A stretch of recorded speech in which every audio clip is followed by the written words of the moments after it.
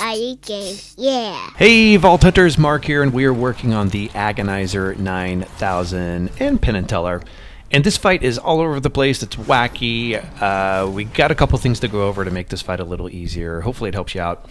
There's gonna be a lot of movement in this fight. We're gonna be dodging and looking around and up and down and looking for things. I'll show you what to look for.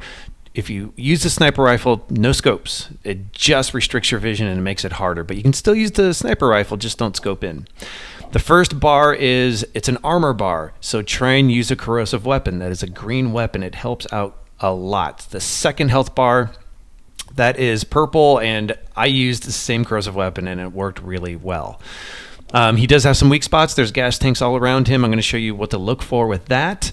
There's a really big tank in the back. Save that for last, because as things get all hectic and crazy, you want the biggest tank to attack near the end. Try to stick to pistols, assault rifles, maybe even sniper rifles, because there is some distance here, unless you got something that's super accurate in an SMG, but try to stick to those weapon types. There are attacks from above and below, like I mentioned, so we're going to keep an eye out for that.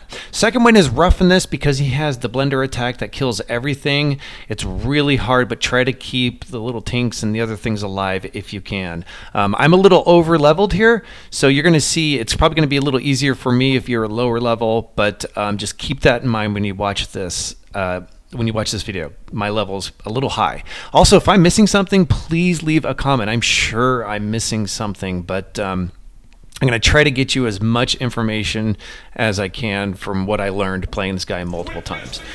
Okay, so when the fight starts, you'll immediately notice there are gas tanks all around him. Try to go for the gas tank under his arm, maybe on the side of his head, even the one on his chest.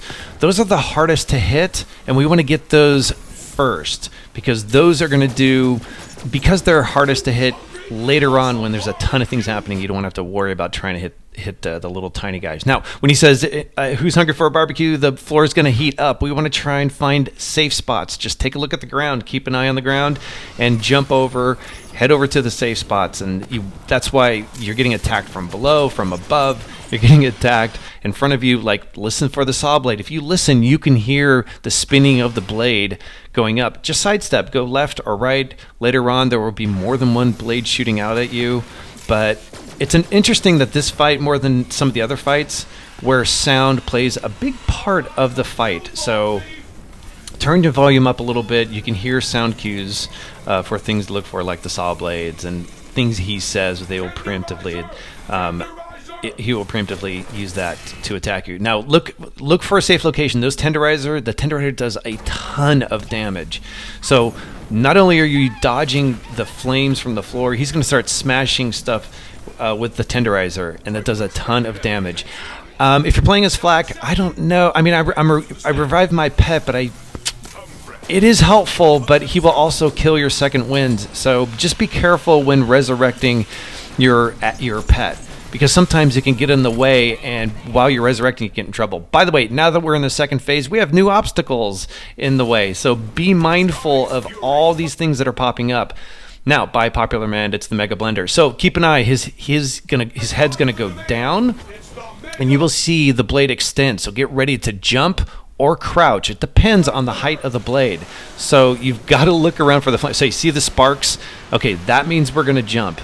Let me see if I can get a better look here. There you go. So see, there's no gap. You got the sparks. That means we're going to jump. But the blade will also raise up, and the blade will require you to crouch or slide under it.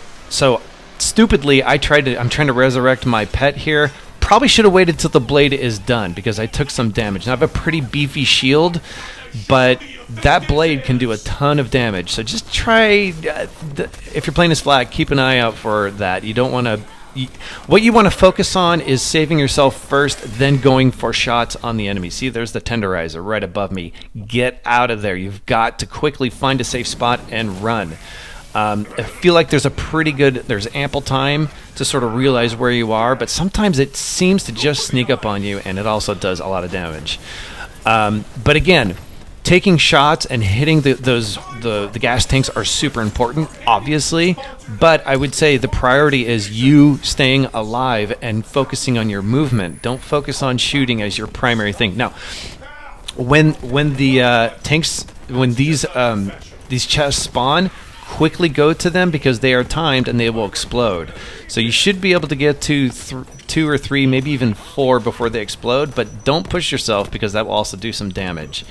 So if you need ammo, wait for the end of... It's actually right before the final phase of the first health bar. So again, use a corrosive weapon. It's really, really helpful. If you don't have a corrosive weapon and you're having a hard time with this fight, go get one. Now, then this phase, you can see the flames are working themselves out of the rings, inner to outer. Just jump over them. But look, there is also a blade. The blender's coming. I made the mistake. There's a gap down there. I should have crouched or slid through it, and I jumped, and I got hit. Look, the blender is changing again. It is now lowering, and you'll see the sparks. It's time to jump. So you got to keep an eye on that blade because it will shift from the height. So you're going to have to jump or crouch. And it appears to be kind of random, too, when this happens. So, again, focus on the floor. And, ooh, that was pure luck that I dodged that tenderizer attack. But focus on taking care of your health and your armor first. That is the most important thing because if you're dead, you can't fire, right? You can't take out the critical spots. So try to focus on taking care of yourself, then hitting those gas tanks. And remember, once you've taken out these gas tanks, if you need more, there's the big one in the back. Now we're at the purple health bar.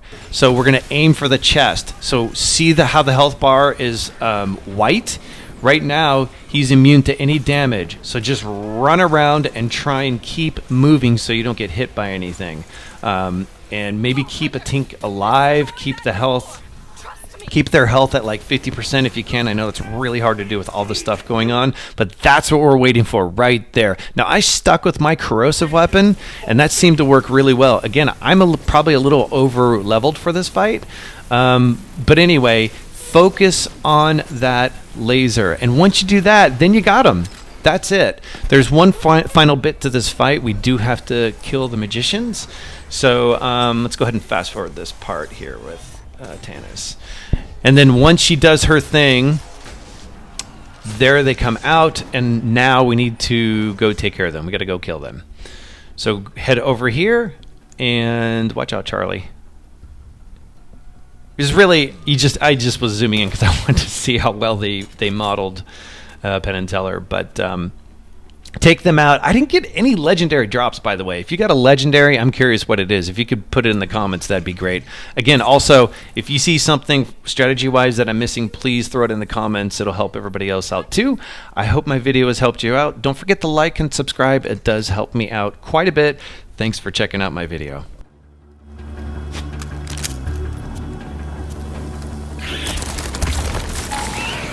Ah, broodlings.